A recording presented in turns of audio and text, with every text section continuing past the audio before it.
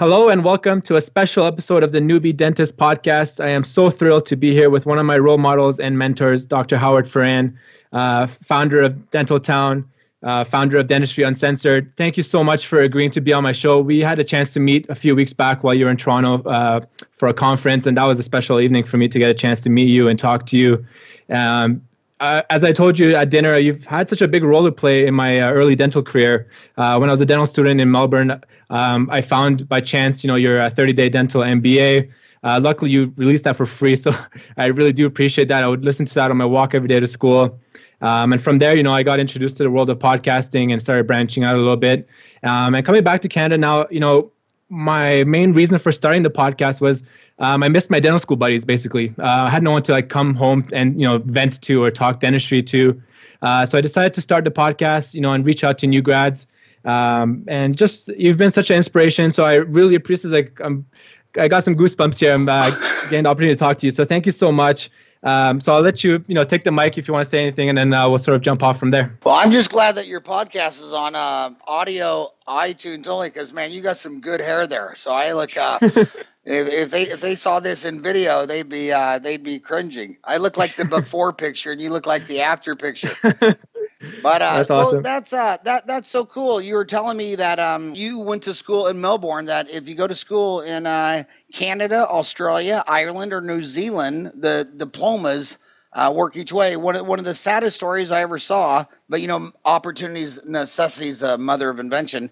I got out of school in '87. And I came to Phoenix, and I met this 87-year-old Jewish lady who owned 4 offices, north, south, east, west Phoenix. And I started her. I said, "What's going on?" And she said, "Well, she fled Nazi Germany, and when she got to the United States, they wouldn't honor her degree." And I thought, "What do you mean they wouldn't honor her degree? Germany makes Mercedes and Porsche and Volvo, and the United States makes the infamous shitty Chevy and Ford and Chrysler."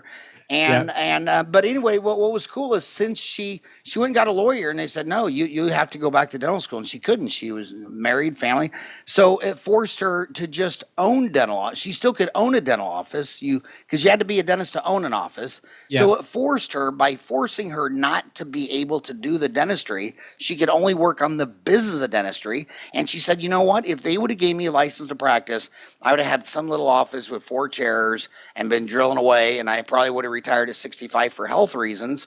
But since I didn't need my health to own the businesses, now I own 4 offices. They do $10 million a year." And she drove around in a chauffeur because, she was 85 or 86 when I met her. And she was having the time of her life. And I thought, my God, it's funny how some people make lemonade out of lemons. Yeah, that's incredible. So sort of the main thing I wanted to touch, get from you today and learn from you is, I look at your work and what you've accomplished, throughout your career, and I think you're actually truly a visionary, and I think you don't maybe not get enough as credit as you deserve. Early internet days, you come out with Dental Town. So what I'm curious is, if we can take a step back, is just tell me your vision. When you come out of school, I know your story. You bought a practice, you're going door to door, you're getting people to sign up to fill your schedule. You're hustling that way. At what point in your career did you say, "You know what, I want to do something outside of dentistry. I want to venture out. I want to start the side project," which became eventually Dental Town and Ortho Town, and the podcast eventually. I just want to see, I'm back at the initial stage right now, and I've got the side project going.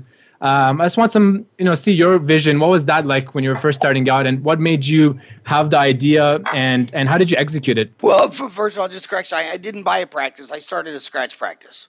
Yeah. So I started scratch practice. That's right. But I always knew that your net worth is always going to be equal to your network. And, a lot of people say, well, that guy's lucky because he met this guy and they met at the Stanford graduate school or whatever. And that's part of college. But when I got out of school, I only had a few unique selling propositions. Everybody back then was doing amalgam. Amalgam was superior. It still is superior today, but the market wanted composites. I was doing all these composites. They come out with this bleaching. I did. I think I actually really seriously did the first bleaching case in Arizona in '87, only because the guy from Omni International which sold the first bleach. It was made out of Arkansas. He lived across the street from me, and his name was David Keel, and it was $900 for 6 bottles. And I said, dude, I'm not going to do this. And he says, well, I'll just give you a case. So it's because he lived across the street and he gave me a case. And then I went in there and I said, well, we can't do this on our patients. We haven't done it ourselves. So everybody in the office bleached their uppers and didn't bleach their lowers. And we were selling it $350 an arch, $500 for full mouth, just because no one else was doing it. So I thought, and I was in retail space when everybody's in a medical dental building. I had a full page on the yellow pages when that was considered immoral. I was going door to door. I canvassed my whole area. So I thought, you know what? I'm going to go out and I'm going to lecture because I'm passionate about what I'm doing, but it's going to open the doors. It's going to open the floodgates, and I'm going to start meeting a bunch of people. And every time you meet 100 people, one of them, you might get 100 new patients in an orthodontic office, but only start 1, or 6. But I thought every time I meet 100 people in dentistry, one of them's going to have an opportunity to actually get started. So just going out there, pressing the flesh, running for mayor, just opens up all these opportunities. And that's, I didn't like golfing with dentists because, when I was out young, all these specialists want to go golf, but they don't want to talk dentistry. They said, look, we don't talk about, we have 2 rules. We don't talk about our wives or dentistry when we golf. And I thought, well, this is a 4-hour waste of complete freaking time. I'd rather stay with you 4 hours in a bar and get you a shit face so that you actually tell me what's on your mind. And I just wanted to go out there and press the flesh, meet people. And, and it's always like after I lectured at that seminar, we all went out to dinner. That was a stimulating conversation. And it's just the networking. And I want to tell you that, how old are you? 28. Okay, so I'm okay. My oldest boy, Eric, is 28. So I'm 55. I mean, I'm telling you that you have no idea what's around the corner in 5 or 10 years. No one in my dental school saw the personal computer coming, the laptop coming, the cell phone, the smartphone, the internet. I mean, nobody sees all these things. And when you've gone around the sun 55 times, you never know what's going around the corner. Even political. Nobody saw the Berlin Wall coming down. Nobody saw the Arab uprising. All these experts and pundits never gave me a heads up one time what was around the corner because nobody knows. And what I would say that with technology, especially for dentistry, if you study the stock market from like 1880 to today, the booms were all technology driven. I mean, at first it was the steam engine in the 1880s, and then as things get a new technology comes out, it gets faster, easier, lower cost, and more miniature. When that steam engine got smaller, it went to shipbuilding. When the ships got to America, that turned into canal building, and then it turned into the railroad deal. And then the telegraph turned into the telephone. The telephone line was the same wire turned into the internet. You notice that same copper wire was the telegraph, the telephone, and the internet. Right now, you look at the FANG. The FANG is Facebook, Amazon, and Netflix. Is Netflix, Google, and I would add Microsoft to that. But 93 to 94, it was Dell, Cisco, Intel, Windows. When I was a freshman in dental school, it was the Nifty 50 led by Xerox and Kodak. So as hot as you think FANG is now, is to the, it's always something. So what you have to do is you have to train your mind to jump on new technologies. Like, look at some of these big technologies that came out that launched some huge careers. Like CAD CAM came out. Yeah. So Samir Puri was a huge guy on Dental Town. And I mean, he had 10, 15, 20,000 posts. And he saw that was the next big thing in dentistry. And it's always going to be technology. So he dove on the technology, became the #1 expert to this day in CAD CAM, and he lectures and has an institute. Other people did it with lasers. So if you want to be an expert in something and you're only 28 years old, is it going to be CBCT? Look at the people that got big on that. Now we have instead of CAD CAM, we have the what's the printed stuff called? Like Form 2 3D printing? Yeah, 3D printing. 3D printing. You've seen some big moves in that. And a lot of these guys, a lot of these young dentists went to the big powerhouse companies. Like they'll go to, Ivoclar made a lot of, hell, Ivoclar made Bill Dickerson and all of LVI. It was a new technology again. Yeah. That new technology started with Bob Ibsen, who just passed away, the founder of DenMat, which was dental materials. He was out there in Santa Maria, California, and he wrote the first book. And back then it was called Adhesive Dentistry. And, so it's cosmetics. So, and then Ivoclar took adhesive dentistry to a whole new level. So you join ranks with $1 billion a year company Yeah. on a new technology, and you're gonna and it's fun because when I started lecturing, I never hooked up with a company, never have to this day. I hooked up with my own media company, a magazine in '94, which we called the Farran Report, just a one-way magazine going to you at $10 a month subscription. I had 4,000 dentists giving me $10 a month for about a 30-page black and white magazine. So how did you build that up, though? I'm curious. Like starting from, you're a practicing dentist. How did you get the credibility? And that's my question that I'm, thinking about now is if I want to enter into like the, lecture circuit. I see like a split in the road, right? Where I think, for yourself, you've built your lecturing series on the business side of dentistry, and that's where you excel. Whereas other people, they're more clinicians and they get famous off, a certain bonding system or, like you said, CEREC or CAD/CAM.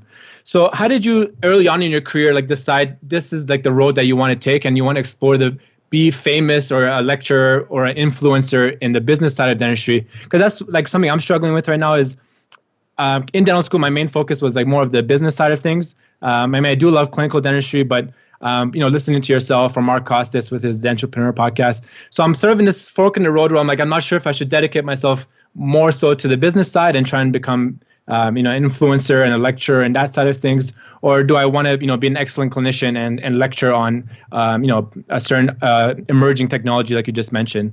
So like, what made you decide that fork and which way you want to go on that? Well, you never, okay, so you go to 8 years of college, and instead of a dental degree, you get a lawn mowing degree. And when you graduate, they hand you a lawnmower. Okay, well, if you're going to push that lawnmower from 25 to 65, there's a lot of problems. That number one, what if there's a health problem? I never owned disability insurance in my life. I thought it was a joke, even though I knew I had 4 kids. I thought, well, if I lost an eye or a hand or whatever, I can't sit down 12 hours a day do nothing. I'm going to do something and I'm going to win at it. But pushing a lawnmower is not scalable. I have 5 different patients who were born in Mexico, came up here and illegally, I might add, and pushing a lawnmower. And within 5 years, they had 5 trucks. They had 5 teams doing these houses, and then they tried to get out of residential and go to commercial. But anyway, they all make as much money as I do. And I live in a pretty rockin' hot neighborhood, and there's a guy around the corner born in Mexico, snuck in here, and owns the biggest Mexican restaurant downtown. About 3 doors down from him is a guy that owns 5 trucks. But you got to be scalable. And sitting, what I thought is, sitting there working on one tooth, it's not scalable. Furthermore, theoretically, wouldn't dentistry be better instead of fixing one tooth to try to get 100 people to fix their one tooth 5% better a year or 3% better a year? Or, the rule of 72, if I can make it 3% better, what's 72 divided by 3? That's how long it would take to double. What is that? 72 divided by 3. That means every 24 years, their fillings would be twice as good. The rule is 72. That's how you figure your return. Like if you're making a 8% on your money, you take 72 divided by 8, and every 9 years you doubled your money. So I thought, it's scalable. So then what is scalable? I would say if you're interested in the business of dentistry, I would, you got your dental degree. No one would go to a dental lecture and listen to a dental assistant, even though my dental assistant who'd been with me 30 years, Jan, could do a filling better than anybody in any dental school in America. And now they're having the look at the other way with dental therapists. I'm going to come back to dental therapists, but I would say dental therapists and DSOs. So what happens is, the dentists, they're all complaining about dental therapists. Well, there's never been a dentist president of the United States. There's never been a dentist in the Senate. There's never been a dentist in the Supreme Court. But we have 4 dentists today in the United States Congress. And I'll tell you, they won't come on my show. I've talked to them. I've reached out. They'll, you know, it's political weirdness in the United States right now, as I'm sure you're aware of. The politics in the United States, and that's another thing I don't ever talk about really is politics, sex, religion, or violence. But they'll probably all come on the show when they're trying to raise money for their next 2-year term. I'm sure that. I'm sure 3 months before next 2018 November election, they'll all come on the show. But the bottom line is, dental therapist. Well, this sounds just like this is the same damn argument when they came out with the damn dental hygienist. And the smart one said, number one, this is coming at us. The schools are going to make dental hygienists. And would you rather do the cleaning or would you rather have the dental hygienist do the cleaning? I can't believe dentists are fighting dental therapists because I already have been. And that's another thing. You get really smart going around. I never knew when I gave my first lecture that like just last year, Ryan and I were in 5 continents. I mean, we've had dinner like you did in Toronto, and we've had dinner like that in Cambodia and Indonesia and Tokyo and China and Hong Kong and London, Paris, France. I mean, you really, when you see the whole globe at, from 36,000 feet, it all starts making sense. I want dental therapists. Who the hell wants to go to work and do an MOD composite? I mean, are you out of your flip? I mean, if you go to work and you just can't wait to do an MOD composite, what are you gonna do next? The cleaning? After you do the cleaning, what do? You get excited when you go do the autoclave? Yeah. And then what are you gonna do? Buy a lawnmower and start mowing? So what do you think? Lawn? So I would get, if your passion's business, go online, get your MBA. You don't have to sit in a bricks and mortar building to get an MBA. And I would start doing the business. DSO is huge. Right now, 12 out of every 100 dentists in America right now works for a DSO, and they're doing 19% of the dentistry if you measure it by the amount of supplies they're buying. The size of the market for just explaining DSOs or the next new thing, dental therapists. If your passion is business, what I like about business, it's scalable. What I like about teaching is that if you ever do lose your eye or your hand, or I know one of my great friends here in the Valley just got disabled. And so he immediately went back to teaching at one of the dental schools. It's nice to have something else in your will fly. But back to those 4 dentists in Congress. It's real clear that the average dentist makes $175,000 a year. And if you're a specialist, whether that be an oral surgeon, orthodontist, pediatric dentist, or endodontist, they're all 4 of those are making over $300,000. Well, Congress has zero sympathy for someone making $175,000 a year. So these dentists are on Dental Town all day long. Oh my God, I used to make $300,000 a year, and last year I barely made $200,000. What percent of Canadians would kill to make $200,000 a year? I think that the stats say like if you earn over like 178 here, you're in the top 1%. Yeah, so 99% of the population. Dentists are delusional. I mean, they're completely delusional because they think, well, I went to school for 8 years. Yeah, well, are you digging coal? Are you in a mine? Are you falling off a cell phone tower, wiring some damn Verizon box up there so that your cell phone works when you're driving around the highway? Dentists said they have the highest suicide rate. Are you out of your mind? The soldiers, the Army, Navy, Air Force, the Army, 26 suicides a day, and dentists will still look you in the eye and say, oh, we have the highest suicide rate. That's what all the police officers say. That's what all the firemen say. Everybody has their little violin, and they're all, like police officers say, well, we put our life in the line of duty. Every time a police officer dies, 7 Americans die fishing for crabs in the ocean. It's 7 times more dangerous to be a fisherman. So if you're my life is, I risk my life every day, well, then trade in your pistol for a fishing pole. You know what I mean? And the guy with the fishing pole doesn't have a police pension. The guy who's a fisherman, all he'll get is Social Security.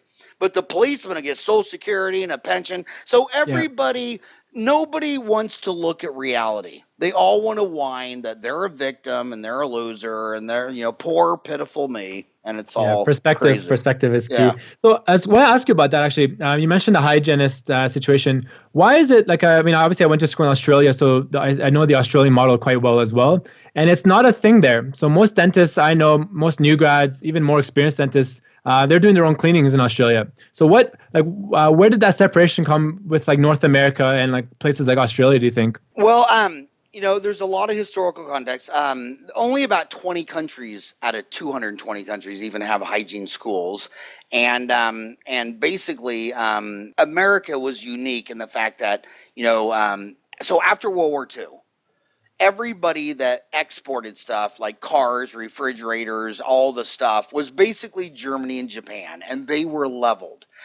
America in that World War, nothing really came here other than Pearl Harbor. So after World War II, if you wanted to buy a car or refrigerator or anything like that, it was America. So America had this massive economic boom, and everybody thinks that we can get back to there someday, and you could get back there. Instead of going to war with Iraq and Afghanistan, you need to go back to war with not only Japan and Germany, but now you got to add South Korea and Italy and all. So if McDonald's went out and blew up all the In-N-Out burgers and Burger King and Wendy's, they'd have massive boom. So during that massive boom, America was so wealthy, they started this dental insurance company, Delta Dental. It was actually what was the name of that union? It was the Shippermen's Union, the Shipbuilders Union. Okay. And so they started Delta Dental, and they started with $1,000, and they covered cleanings at 100%, and it was bank. So dental schools saw that all we got to do is graduate somebody that can do this cleaning, and this third party is going to pay for that. Well, that was $1,000 back in 1948. Now it's 2017. So that $1,000 to be true and constant dollars would be in the neighborhood of like $6,000. Ryan, go on a calculator, an inflation calculator. $1,000 1948 would be worth how much in 2017? And so the bottom line is, so that's what fueled. Money's the answer. What's the question? So all the dental schools start dumping out all these hygienists. And by the way, dentists always say they want to do the right thing. You know what I mean? Is what's best for their patients. My God, Röntgen invented the X-ray machine a century ago, and not any dentist touched it. And then Delta started covering X-rays at 100%. It was the fastest domino effect across the country. From 48, within about 5 years, every damn dental office had an X-ray machine and a hygienist because it was covered at 100%. So that's why it happened. So then what happened to other countries that had hygienists, like Singapore? Well, the dentists... Go back to Australia where you're from. There's only 3 publicly traded dental companies in the world. 2 of them are in Australia. One 300 Smiles, one is Pacific Smiles, and then you go over to Singapore and it's Q&M, and none of them have a hygienist. Why? Because if the insurance is going to pay you $50 for a cleaning and the hygienist is $40 and you got 65% overhead, anybody in the first grade would say, "Hey, Mom, Dad, why don't you do your own cleanings?" So these companies and the smart dentists realize, well, hell, if you pay the dentist 25% of production, and it's a $50 cleaning, they're going to do it for $12, $12.50. So why are you doing it? So nobody who's in the profit zone pays a hygienist $40 an hour to do a $55 cleaning. So the hygienists are dead. They're dead. And then so now the dentists that do figure it out, then they show their lazy card. They're lazy because they're already making $175,000 a year. They don't want to do the cleaning. They don't want to glue the autoclave. And then they say, well, yeah, but when she does the cleaning, I could be doing a crown or root canal. I said, dude, you're back here surfing the internet for an hour. You've been on Facebook for an hour while your $40 hygienist just did a $55 cleaning. So you're seeing a lot of dentists start to get mean and lean, where a lot of dentists say, you know what, I'll come in the morning and I'll do all my root canals, fillings, and crowns, and I'll go to lunch and I'll come back and I'll do my hygiene in 2 chairs with instead of a $40 an hour hygienist, I'll get a $20 an hour assistant. She'll seat the patient, takes the x-rays, and then I'll come in, probe, she'll record. And then when I start scaling, she'll go in the next room and she'll clean up that room and get all that ready. She'll seat the next patient, and while I'm scaling and polishing and all that. And, so they'll just work 2 rooms. So in the afternoon, they'll see, 2 hygiene an hour, and they'll come back at 1 to 5, and in that 4 hours, see their hygiene production. So so getting into the profit zone is huge. And yeah, for sure. And when I was at Singapore, Ryan and I did a couple podcasts there. We met a lot of dentists that used to have hygienists. But due to the reimbursement, we didn't meet anybody that had a hygienist. There wasn't a hygienist at my seminar. I read, is there any hygienists here? I said, how many of you have a hygienist working for you? No hands went up. I said, how many of you used to have a hygienist? A bunch of hands went up. And they said the third-party reimbursement is now what's going to be better than a hygienist is a dental therapist. But the dentists, they're not economically minded enough to know it, because they're getting a $50 cleaning, of about $55 in Arizona, and the wage for a hygienist out here is $40. But the dental therapist, they might be getting $150 for a filling, and probably paying that dental therapist the same as a hygienist. So if you're paying a dental therapist $40 to do $100 or $150 filling, and maybe she can do 2 an hour, you're going to make bank off her. And that's the advantage of traveling around the United States. I've already had dinner with dentists who are absolutely infatuated in love with dental therapists, because now they're not doing any composites, because you can work faster on an extraction. But it's hard to work faster on when you sat down and you got to do 4 MOD composites on 2, 3, 4, and 5. I mean, that's just an hour any way you're going to look at it. I mean, you just got to, it's like when mom says, mow the yard. I mean, what are you going to do? Run with the lawnmower in your hand? I mean, so I think dental therapists are going to be a godsend over dental hygienists. Yeah, so if your passion's business, I get your online MBA. I'd start focusing on DSOs. A lot of them want consultants too. A lot of these DSOs, these venture capitalists will go buy 15 dental offices thinking it's lucrative. Then they find out they're pulling their hair out and they have a nightmare. So my question is though, how do you, and then when you started out as well, like how do I right now, like have the social capital to be like, I know what I'm talking about. Come listen to me, like versus everyone that's out there right now. Marketing is everything. Yeah. Experts are all self-declared. I would, so let me show you how I started lecturing. So I got a zip code map of the United States, and the zip codes all start with 9 up in New York and Maine, and then by Kansas it's 6, and it's 0 up there in the Northeast, then it's 1, and then I think it's 4 in like Florida, and it's like 6 in Kansas, 9 out in Arizona, 8 in Arizona, 9. So I got the zip code map. And then I said, okay, there's 50 weekends in a year. What are the 50 largest cities? So I got that map, and I put a pin in the 50 largest cities, but it was on a zip code map. And then I realized so then what I did is I mailed 6 weeks and 2 weeks before each one of those cities. And I got the lowest cost airport Holiday Inn. So if I flew in, I could just take a shuttle to the hotel.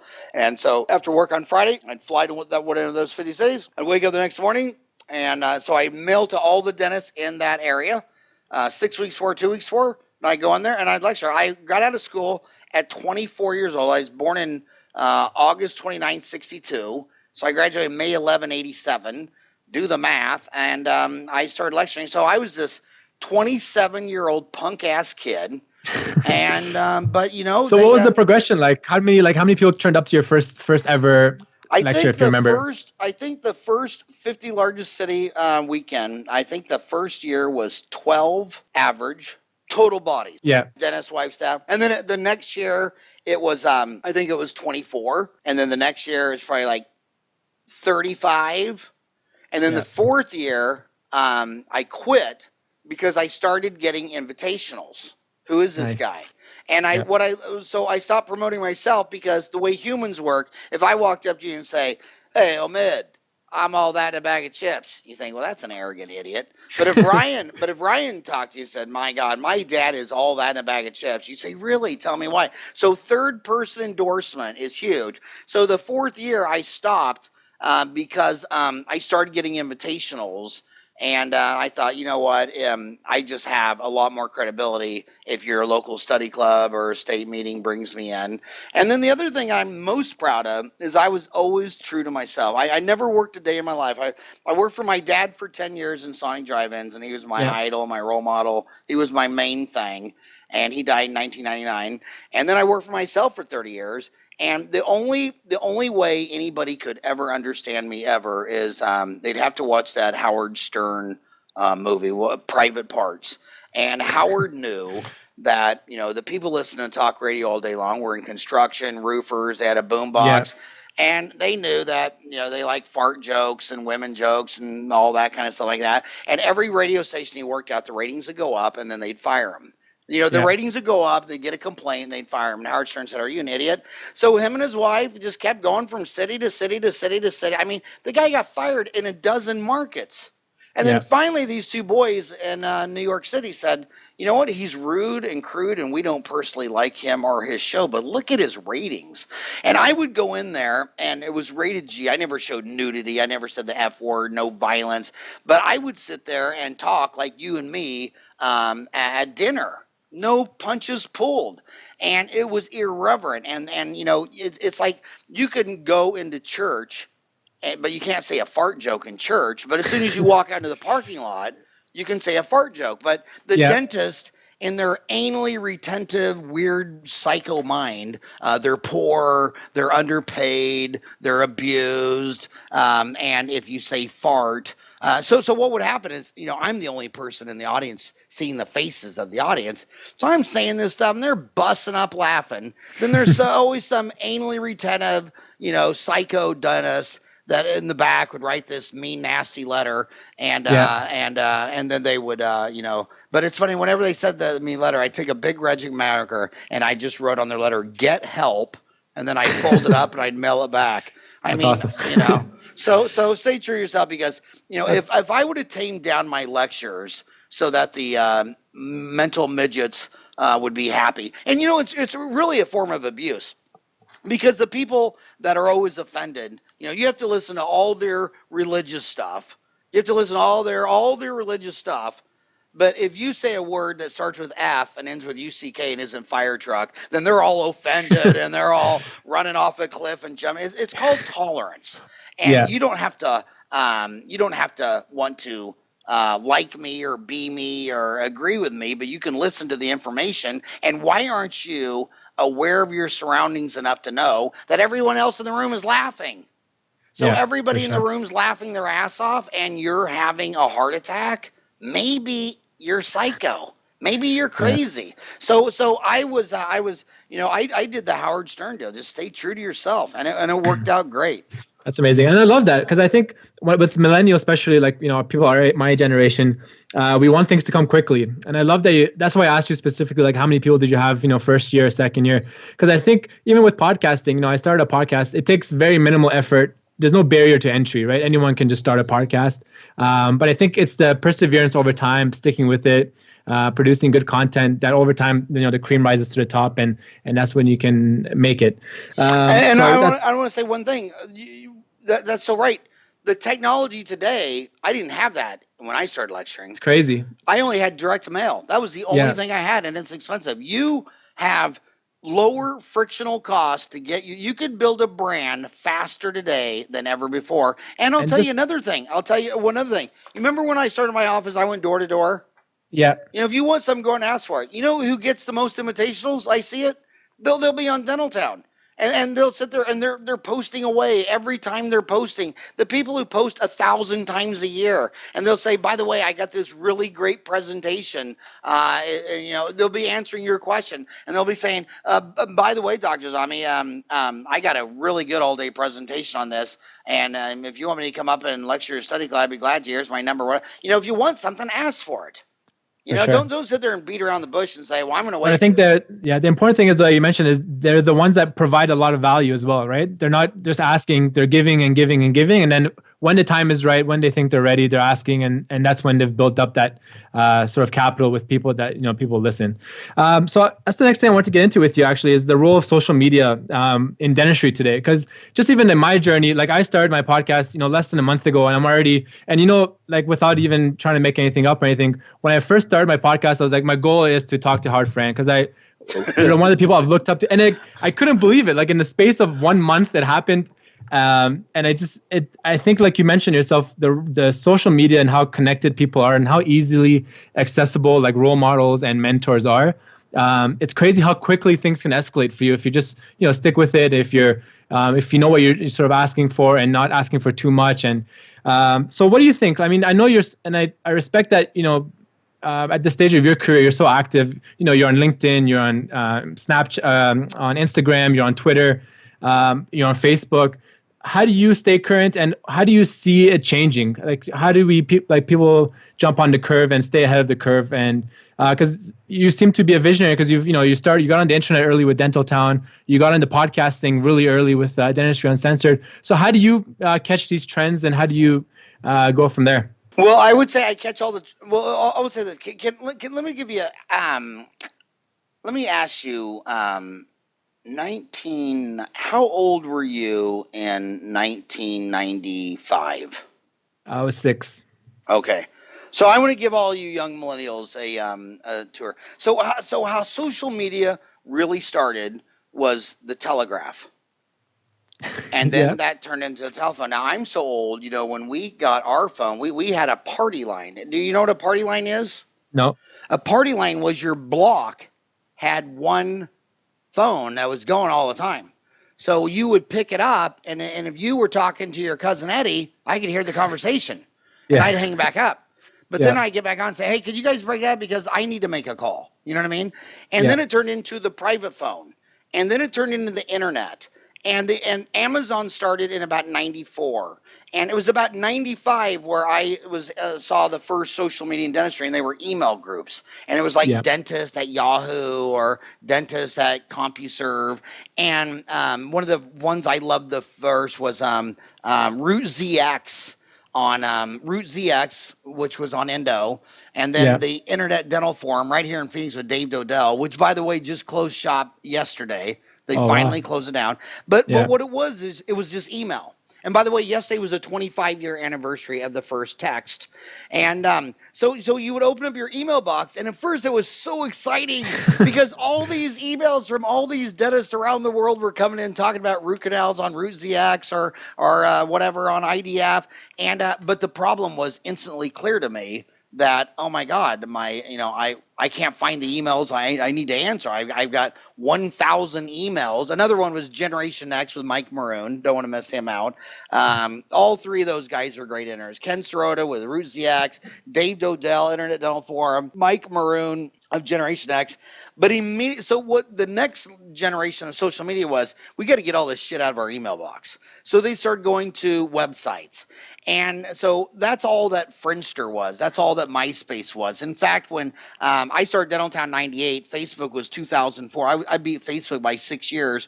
But Facebook, Twitter, LinkedIn to this day is just this endless news feed. And I looked at that and I said, well, that's exciting. But what would happen in the endless news feed is you would get on there and ask, how do you remove a broken file in a tooth? And everybody would passionately explain it.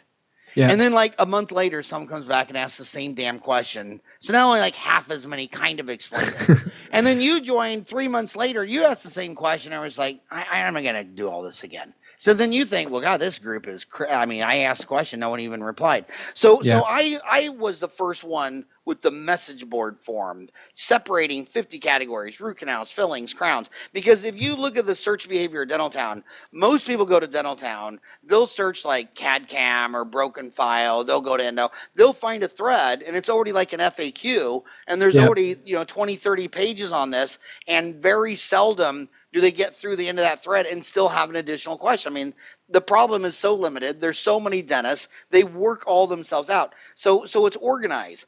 But now, and that's the way Twitter is to this day, Instagram, LinkedIn. It's an endless, unorganized news feed. Now, Facebook is the first one that I say seriously messed everything up, because instead of if you have 100 friends and you make a Facebook post, it doesn't go to your 100 friends. Yeah, Facebook's added algorithms, and they'll tell you only 6% of your post.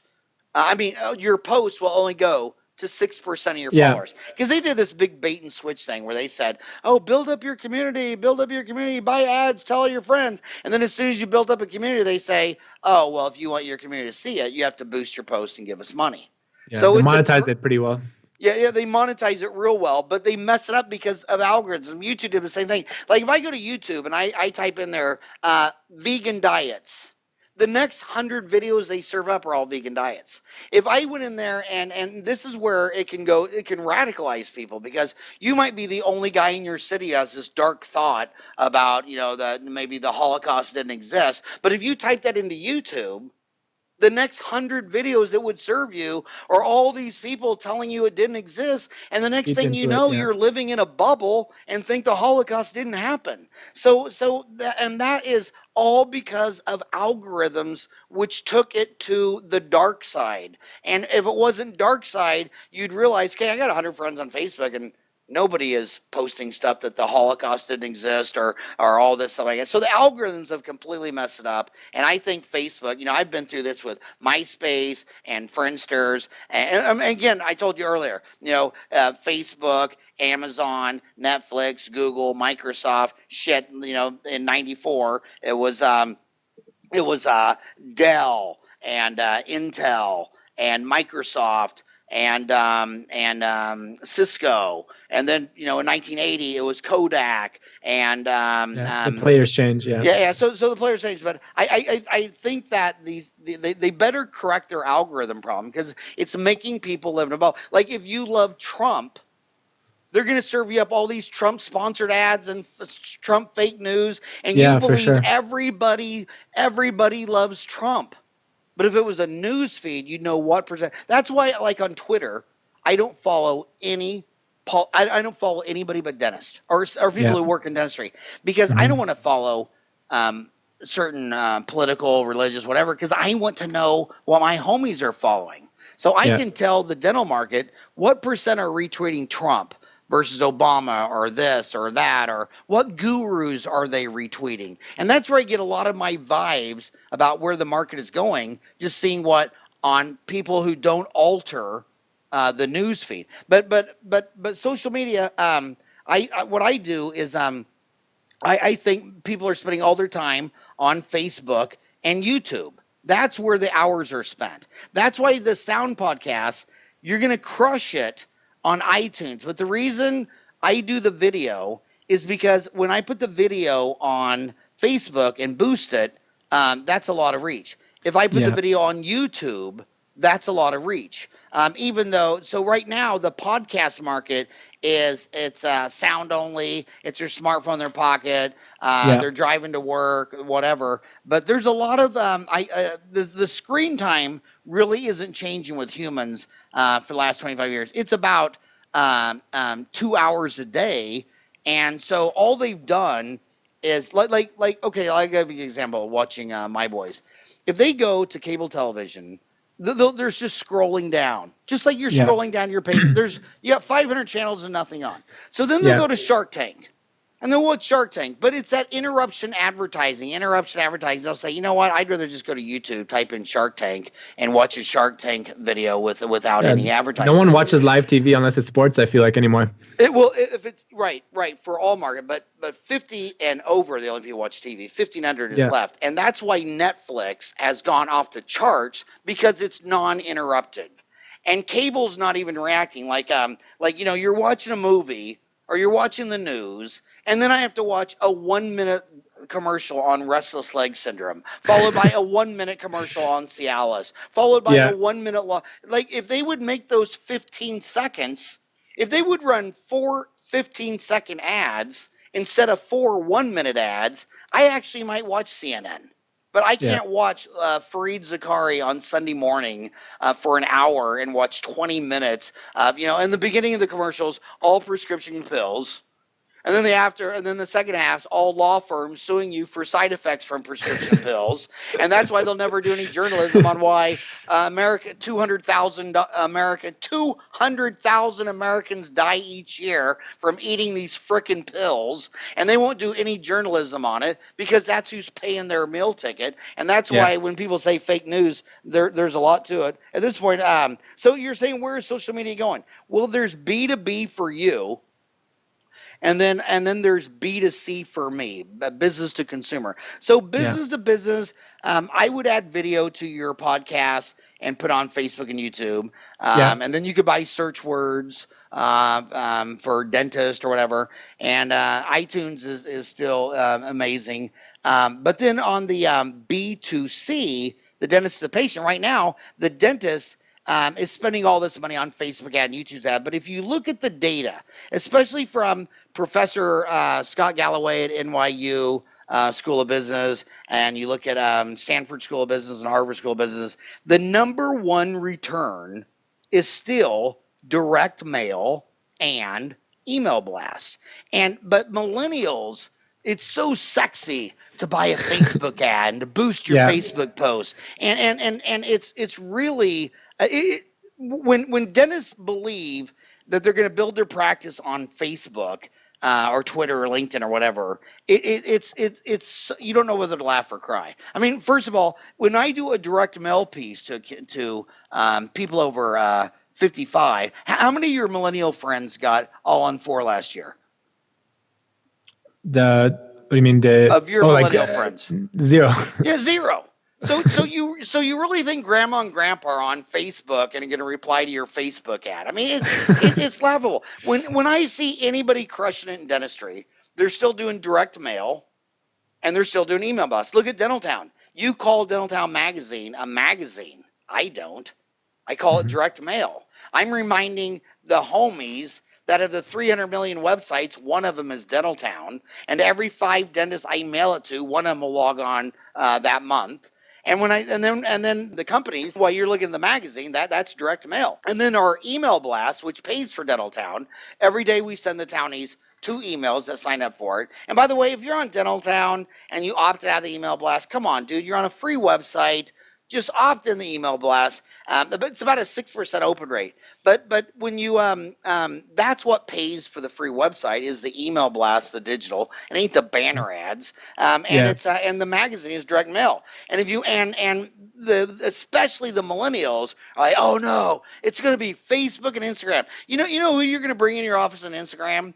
Some 28-year-old yoga instructor who brushes and flosses every day and doesn't eat gluten. Really? Really? Yeah. How big is that new treatment plan worth? You want the guy in the trailer. You want grandma. You want the construction guy that hasn't been to the dentist in 6 years, and the only reason he's going to the dentist is because his wife won't face him during sex. I mean, and that guy needs 4 quadrants of root planing and curettage, and he needs all this stuff like that. But direct mail and email blast is still number one. And I think the next thing that I'm going to do, and I'm going to do it in about 2 weeks, is instead of giving Facebook and Google ads for my dental office website, todaysdental.com, I'm actually going to take the Dental Town 500,000 lines of code, and instead of calling it Dental Town, my city's Ahwatukee, I'm going to call it Tukey Town. And instead of root canal spelling crowns, it's going to be schools, churches, doctors, dentists, the whole 9 yards. And nice. I want to try to build a community. Instead of social media being sponsored by interruption ads, that's why the death of cable TV. They can't. And look at cable TV. They say, well, we have to get our money. Dude, every American that comes in my office bitches about their cable bill. They're already paying you $100 a month, and then they got to be interrupted 15 minutes an hour. Yeah. Netflix has gone off the charts because they're not interrupting anybody. So if I'm already giving you $100, I'm giving you a Benjamin every month, and or at least do things like we just have the commercials at the beginning and the end. Or we just take, instead of four 1-minute commercials, it's 4, but they're not even trying anything, so they'll just die. And remember, when you think you're all that, a bag of chips, the Fortune 500 in 1950, by 2015, 88% of those companies were gone. So it's an 88% mortality rate, and half, what was it from 2000, we looked that up the other day, of the S&P 500 that died since 2000? Yeah, it's 44. 44% of the S&P 500 died since the new millennium of 2000, just 17 years ago. So these guys are dead because they're not adjusting. And I'm gonna sit there and I'm gonna take my dental office website and turn it into a community sponsored by Today's Dental. So instead of getting on your it's local social. On Facebook, you got friends around the world. This would be local social, just to my 85,000 homies in Ahwatukee, where 1 in 8 of them has seen me as a dentist at some time of their life in the last 30 years. And here's our community. And we're not going to interrupt you with all these frickin' commercials and banner ads. It's just going to be sponsored by Today's Dental. So it's going to take local social with sponsored by, instead of international, it's going to be local. Instead of an endless news, instead of an endless news feed like Twitter and LinkedIn, or a sick news feed with algorithms, Facebook, Google, YouTube, it's going to be message board just like Dental Town. And it's not going to interrupt you. We're not going to pervert the distortion reality. We're not going to make you think you live in a bubble where everybody is in the alt-right. We're gonna let you see what your own community is actually talking about, uninterrupted, without algorithms, so you can see what your community actually looks like instead of a bubble. So I think that's my next step with social marketing, B2C, to my consumers. And as far as B2B, trying to reach dentist to dentist, I would say this: email blast, direct mail, blows away anything. And then if you're not going to do that, just don't get in bed with people you have to give money to. I mean, would you rather make love for free to your girlfriend or pay some chick $300 to do it? And if you go post on Twitter and Instagram and Snapchat and LinkedIn, you're making love for free. But if you start playing with Facebook and YouTube, it's pay to play. And pay to play ain't good late on a Friday night. In fact, I believe they should pass laws that if you go to an ATM machine on a Friday or Saturday night past midnight and try to withdraw $500, they should just say, "Come on, man, let me call you a taxi. We're just going to have you picked up and take home." But so no pay to play with women or social media. Yeah. So the final couple of things I just wanted to touch on before we wrap things up here, and a couple of questions that I'm having myself, and I'm sure other people are having. So for people who obviously, for a lot of podcasts and everything is focused on practice ownership and that side of things, and that's something that I'm working towards as well. But like you said, a lot of people are staying as associates and they're staying on as employees of practices. So as an associate, if your practice is not doing a great job marketing, what do you see? Have you seen people or talked to people who are associates and are successfully marketing themselves to attract patients to their offices that they're working at? And if so, what are they doing to be successful at that? I would try to, I know so many associates and they worked there 2 years, and I said, "Well, did you ever go to lunch with the owner?" No. How many times did you go to the owner's house for dinner? Never. How many times did you invite the owner over to your house for dinner? Never. So, and that's a generation of people. When we were little, we had to go outside and play. And we only had balls and sticks. And they're just on Facebook tweeting away all day. And I would engage. I would become a leader. I would sit there and say, "Hey, let's go to lunch. Let's go to Subway." And then I would go back to direct mail. Direct mail. Can we do this? "Doc, I see you like to do implants. Let's do a direct mail piece of mail to everybody that's 15 over. I like to do whatever. Or let's do just a 4-page spread that covers the top 4 things that we make money on. Maybe implants, root canals, fillings, crowns, convenient hours. Let's get a staff picture." We don't need a photographer anymore. This iPhone is 1,000 times better than any camera they had when I was getting my high school picture and my college picture done. And so I would engage them, and I would network with them. If all you have to do, if all you do is whine and complain, you're a whiner. Stating a problem without a solution is not the problem. So I would not spend money building up that office. I would just do what dentists never do and start, engaging the owner. And by the way, you go to these companies like the big boys, like the biggest boy on the block is Harlan with 800. Then there's Pacific Dental with Steve Thorne's got 500 and everything. Well, who do you think moves up the corporate ladder? The dentist who sits there and says to the office manager, let's go to dinner. And then the next thing you know, they're going to dinner with the regional manager. Then it's the corporate. And the next thing you know, Rick Workman and Steve Thorne are like, God dang, I got 100 dentists. They all got their head buried in their iPhone. Every time they get a break, they're on Facebook and Twitter and LinkedIn. And they're freaking mental midgets and they don't have any human skills. But there's this one guy, and oh my God, Dr. Azami. I mean, he calls me up, talks to me like I'm his brother from the same mother, and I'm, I would have said there, distance yourself. Here's my deal I posted yesterday. Distance yourself from people who speak poorly about others, have problems for every solution, think complaining is a strategy, feel entitled and overlooked, blame others for losing, tip poorly, make you feel bad about yourself, resist change at all costs, and always brag about themselves. And then the thing I want to tell millennials, because you guys got a new variable, this student loan debt. The easiest dollar earned is $1 in expenses saved. The second easiest dollar earned is $1 in taxes saved. The hardest damn dollar you'll ever earn is to work more. Your income is not the problem. It's your spending. Perfect. And that leads me perfectly into the sort of last question I was hoping to talk to you with. And this is something that I've been sort of doing the math a little bit and thinking back and forth a little bit as well. So in Canada here, obviously we get student loans. I think in the US, obviously I don't know too much about it. It's more from the government side of things where you get the funding for these massive student loans that we're having.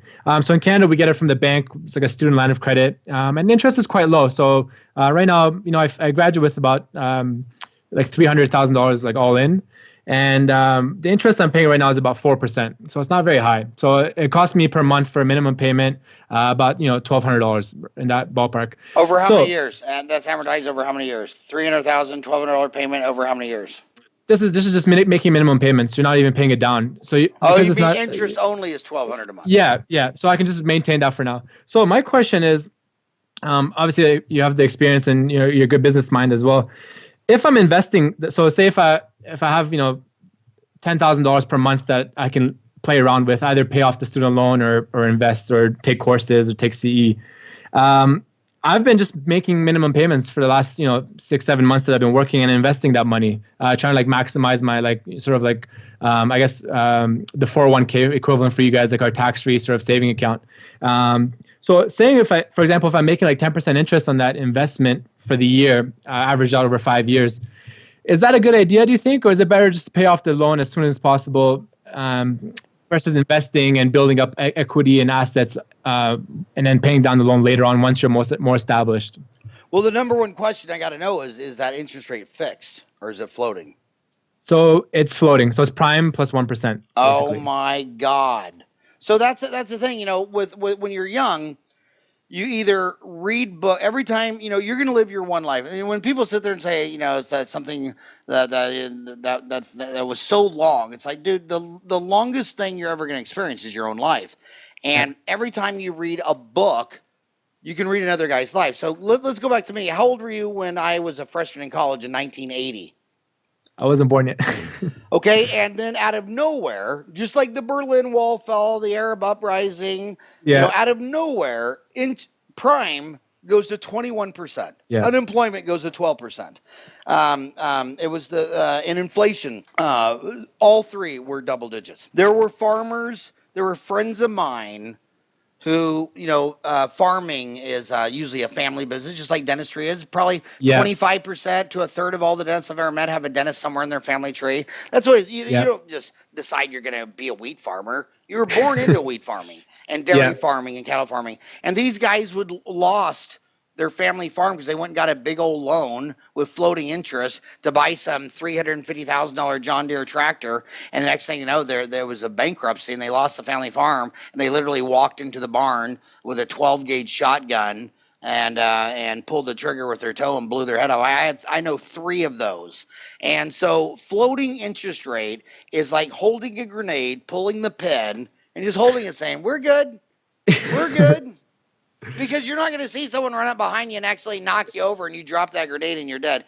Floating interest needs fixed. If floating interest can't get fixed, it needs to be paid off. Dude, I'm telling you, did anybody see the 2008 meltdown? I mean, out of nowhere. The economy's great and we're booming. And I'll tell you something at 55 that makes sense to me a little bit more now. The reason you have cycles is because all the 7.5 billion humans making all the decisions are animals. They're Homo sapiens. So they make imperfect decisions and they make irrational. So I come out of school and I see Omid put $1,000 in Bitcoin. Now he's got 5,000. Like, well, shit, I want to get in on that. So your 3 drinking buddies put in 1,000, and then those guys go to 3,000. So then all your friends jump in, and then say, the reason Bitcoin's going up so high is because everybody's buying and there's no sellers. The minute everybody tries to get their money out, it'll go to zero. I mean, it's the craziest damn thing I've ever seen in my life. It's just another, it's like the tulip bulb thing. The Dutch tulips, the 1600s. So what I've noticed in my lifetime is about every decade, all this irrational decision making by, when you go to the zoo, you're the only animal with clothes on. All the other animals are naked in cages. And you know who else should be naked in that cage? Probably the humans. If the humans were naked in the cages and all the animals were on the outside, it'd probably be a much healthier planet. You know what I mean? So when humans put their clothes on and they say they're not animals and they got a degree and they got some initials behind their name and then they start getting leveraged. And it doesn't matter if it's stocks or real estate or Bitcoin. And then the better you do, all your friends will pile on until it's so irrational. Once a decade, your mom will come in the room and say, we're going to pull the plug in this toilet and drain all this dirty water and start over. So if you got $300,000 of floating debt and your minimum monthly payment is 12%, let me tell you, in 1980, you said it's at 4%. 1980, it was 21%. When I got out of school in 1987, houses... when I bought my first house, the interest rate was 14%. So I would say the first thing I would do if I was you is get the debt fixed. Once I got the interest rate fixed, and then I would get it to zero. And then, everything else afterwards. So that's the first priority. I mean, do you think anybody saw the outbreak of World War I? No. World War II? Was there one person in America who knew that the next morning Japan was going to level Pearl Harbor, and in the following 6 months, 6 million boys were going to be sent overseas? You don't see any of this shit happen. I mean, you just don't see these financial. I mean, there's a lot of crazy people out there, a lot of extenuating circumstances, but leverage is the kiss of death. Leverage is death. Now, leverage on fixed rate is manageable. I mean, I wouldn't want to come out of high school and work for 10 years at McDonald's to save up enough money to go to dental school. I'd rather borrow other people's money, go through dental school, and then instead of saving for it at McDonald's for $10 an hour, I'm now paying off debt at $50 an hour. That's good leverage, but it's not quite that simple. I mean, I don't want to graduate $300,000 of student loans and then have interest rates go to 21%, and I can't bankrupt my student loans, but my twin brother is still working at McDonald's, and he's got a nice little condo, and he's got a hot little wife, and he's got 2 kids, and you're sitting there, pulling your hair out. You know what I mean? So, great tip. No, thank you for that. I'll look into. I'm meeting up with the bank actually next week, so I'll talk to him about that. If you're talking about newbies, there's a couple guys on Dental Town that all they do is refinance student loans. Yeah. Have you seen some of those guys? I haven't. No. Do you know their usernames? I'll look Yeah. them up. What's that? What's that guy we did on the student loan? Yeah, Travis Hornsby. Oh yeah. Optimize Okay. student loan payment with Travis Hornsby. What's that?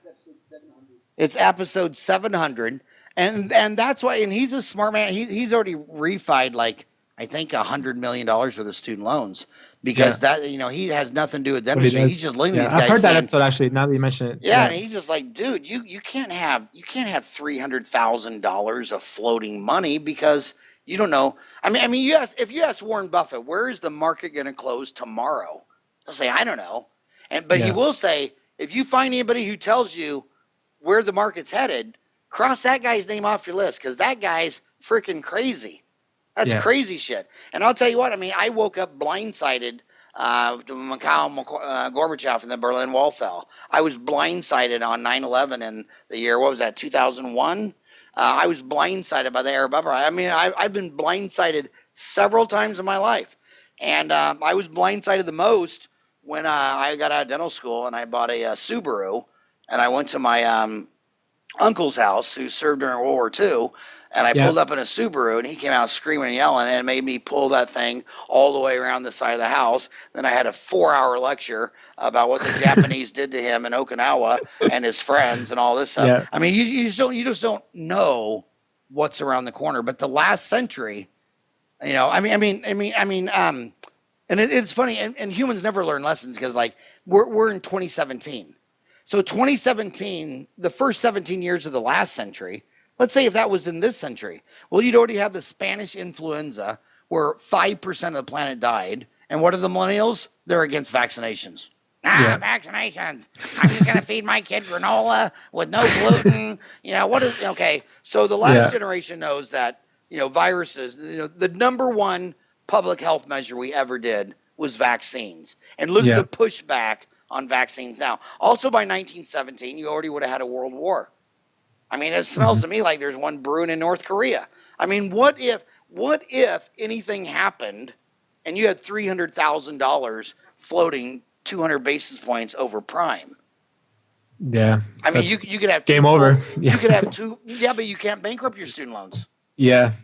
Yeah. If you would have bought a McDonald's franchise or a Kentucky Fried Chicken franchise or open up a restaurant, you could BK that off. But these millennials can't BK off over $1 trillion of student loans. So I would get them refinanced, fixed. That'd be the first thing. Yeah. That's awesome. Thank you so much. I learned a lot. So I got to ask a lot of questions that I wanted to ask from you. And it's cool. I mean, you've done everything that I want to do. So it's nice to talk to you and see your journey and see what you've done and how you continue to do things, and you're still ahead of the curve, which is awesome. So thank you so much. Thank you for giving me an hour of your time and sitting down with me on my show. It's a new show. And it's a competitive market now. There's a lot of great podcasts, especially for young dentists. There's like the Life of Dentistry podcast, the Millennial Dentist podcast. So it's hard to stick out amongst the crowd. But being up in Canada, I think I'm one of the only ones up in Canada doing a podcast. So most of my listeners are up here and in Australia because I have all my dental school buddies back home listening. But hopefully with having you on the show, it'll help me tap the U.S. market a little bit. Are you posting it on Dental Town under the podcast section? I have been, yeah. So good. I've been doing that. So hopefully that helps a little bit as well. But again, thank you so much. Thank you for talking to me. It's been a pleasure. The honor and privilege was all mine, buddy. I hope you have a rocking hot day. Thank you. Thank you.